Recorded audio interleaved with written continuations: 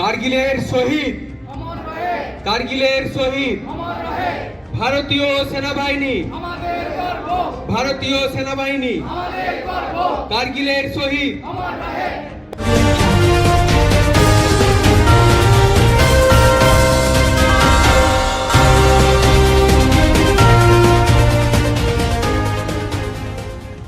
কারগিলের বরফ ঢাকা পাহাড়ের দেশের জন্য প্রাণ উৎসর্গ করা বীর সেনানীদের স্মরণে বেলিয়াতোড়ে দেখা গেল এক অনন্য দেশাত্মবোধের আবহ। রবিবার কারগিল বিজয় দিবস উপলক্ষে বর্ণাঢ্য শোভাযাত্রা ও শ্রদ্ধার্ঘ্য নিবেদনের মাধ্যমে শহীদদের প্রতি কৃতজ্ঞতা জানালো বেলিয়াতোড় জামিনী রয় কলেজের এনএসএস ইউনিট। কলেজ প্রাঙ্গণ থেকে শুরু হয় শোভাযাত্রা। জাতীয় পতাকা, দেশাত্মবোধক স্লোগান এবং ছাত্রছাত্রীদের উচ্ছ্বাসে মুখর হয়ে ওঠে বেলিয়াতোড়। আজ কারগিল বিজয় দিবস, আজ 26শে জুলাই। পুরো ভারতবর্ষকে, পুরো ভারতবাসীকে আজকের দিনটা মনে রাখা উচিত, কারণ 527 জন বীর জওয়ানের বলিদানের ফলে এই কারগিল জয়লাভ আমাদের ভারতবর্ষ পেয়েছিল।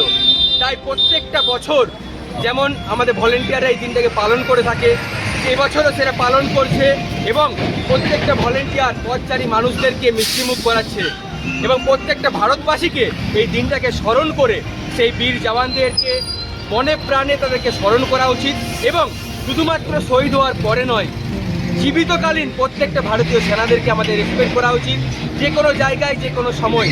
পথ পরিক্রমা শেষে শহীদ জওয়ান স্মৃতিমঞ্চে পুষ্পার্ঘ্য অর্পণ করা হয়। পরে বেলিয়াতোড় থানায় কর্মরত পুলিশ কর্মীদের চকলেট খাইয়ে সম্মান জানানো হয়।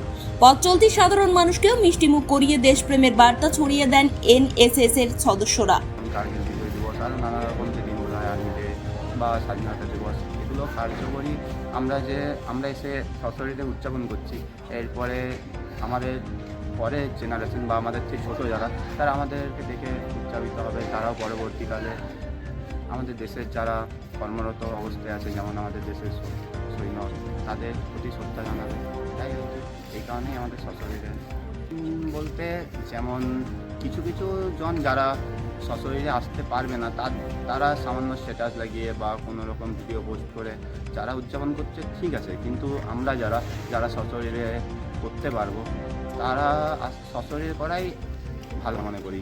তারপর সশরীরে করার পরে এর পরবর্তীকালে যারা দেখবে, তারাও নিজেরা করার চেষ্টা করবে। এই কারণে এই জিনিসটা, এটা যেমন আমরা যে কেউ মারা গেলে, শহীদ হলে, তখন আমরা যেরকম শ্রদ্ধা জানাই, আমাদের উচিত যারা এই অবস্থায় কর্মরত অবস্থায় আছে বা আমাদের দেশের সৈন্য যারা, তাদেরকেও শ্রদ্ধা জানানো উচিত।